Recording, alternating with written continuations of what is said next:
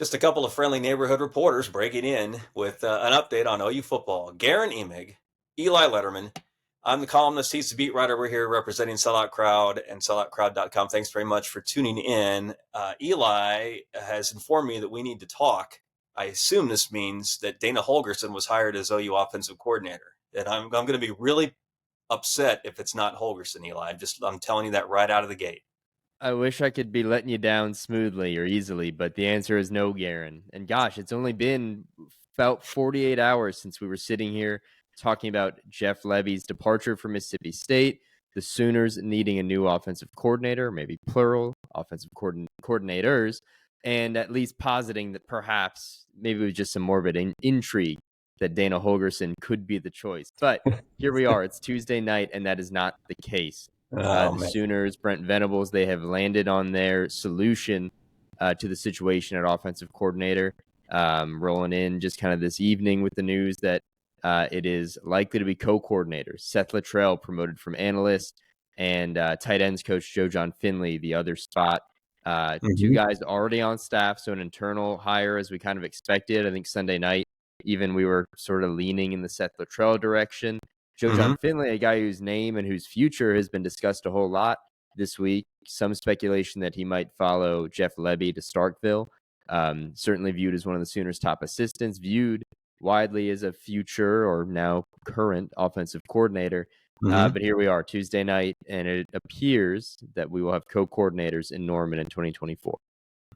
Joe Jon Finley. Well, number one, I feel old as hell. I covered Joe Jon when he played for OU. now he's helping devise the offense. Tells me I gotta do something else, man. That's all there is. That's all there is to it. And Seth Littrell, I wasn't on the beat in 2000 when he was part of the national championship Sooners, but I not far removed from that. So okay, so this is how, again, you and I talked just the other day about sort of the way college football business is done anymore, and continuity because of things like the portal, mostly because of the portal, would be optimal for situations like Brent Venables losing a coordinator. You want to keep as many players already in your stable.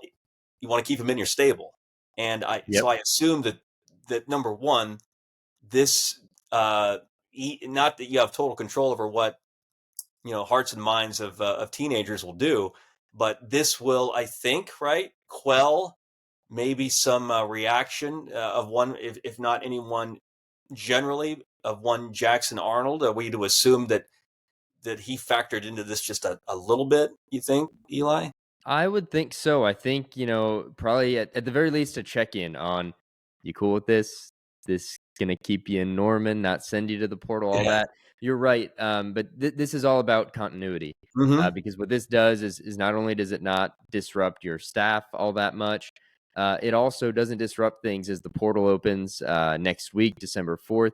And the early signing period is just on December 20th. And we're talking about a Sooners class that right now ranks 7th nationally. They've only had one player, 3-star wide receiver, Dozie Azukama, decommit since the Lebby news hit. And that's, I think, a signal that this isn't going to be some mass exodus. Sounds like that won't be the case either in terms of the staff. It really is probably going to be a group of support staffers following Jeff Lebby to Starkville.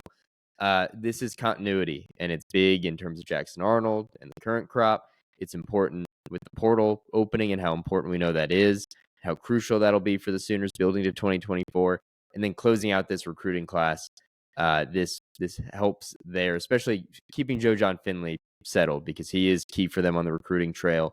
I'm sure Seth Littrell has also been a valuable piece in everything. So this keeps the staff intact and kind of gives the Sooners a quick roadmap and a path forward that isn't going to look all that different from where they were perhaps headed. Okay, so Venables filled the offensive coordinator situation. What's he do with quarterbacks coach? Yeah, that was Lebby as well. That was Jeff Lebby, and from the sound of it, Seth Littrell will slot right in as a quarterbacks coach, and that's where there was at least some question of what they would do. I think in the hypotheticals you could have been discussing, if you were thinking Joe Jon Finley might be on his way out, there was a world where perhaps you're looking at Seth Littrell, who's coached tight ends before, taking that role, maybe moving someone like Matt Wells, who himself has been linked to other jobs as recently as today, into the quarterback's role. That clearly isn't the plan. It looks like Seth Littrell will be coaching QBs. I would also think it's not been made official yet, but that he'd be the guy calling the plays. You consider these two. You've got Seth Littrell, who between his coordinator roles at Arizona, Indiana, North Carolina, and then some of the time at North Texas calling plays, close to a near decade of play calling experience. Mike Leach disciple, former Mhm. head coach. I mean, he checks every box in that respect. And Joe Jon Finley, on the other hand, as I said, rising star, guy that Yep. people think down the line will certainly be a coordinator, and now has that tag. Um, he's his only experience in a role like that came as the passing game coordinator at Ole Miss in 2020, and so that's where I think it would trend. But I guess to answer the initial question here, the Mhm. quarterback's coach, I would imagine, would be Seth Littrell.